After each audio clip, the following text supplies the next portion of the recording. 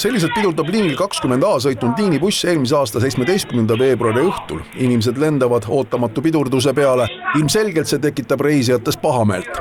Lepistiku peatuses Mustamäel avab bussijuht 58-aastane Jüri bussi tagumised uksed. Esimesest uksest aga soovib bussi sideneda üks reisija.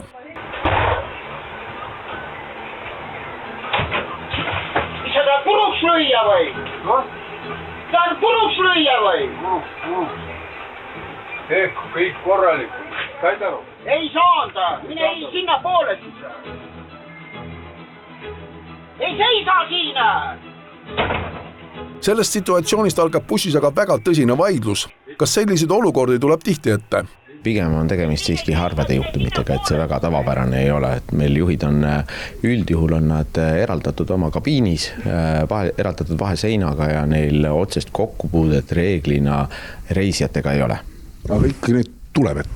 Jah, kahjuks neid siiski teinekord esineb, aga see on pigem erand kui reegel. Ja nüüd tõvu jalaga puruks või? Ja sina maksad või? Kuule, kuidas sa räägid? No kuule, mismoodi sina lööd ukse puruks või? Kuidas sa räägid? Ütle, mis sa ust lõid?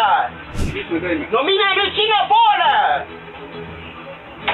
Mine nüüd sinna poole, siin ei seisa! Saad aru või? Okei, ma eristin sulle kohe. Eris. Õle kuradi reis. Oled jõle tubli küll on ju. Noh, sa jääd siia seisma või?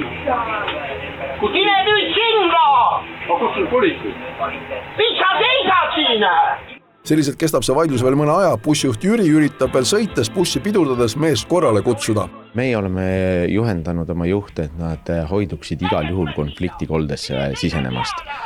Kui on näiteks konfliktikollega sõidukis sees, seal keegi kipub kaklema või kiusama teisi reisijaid, siis meie juhis on juhile, et ennast tee äärde ilusti turvaliselt ära parkida ja kaasreisijad siis ohukoldest välja lasta.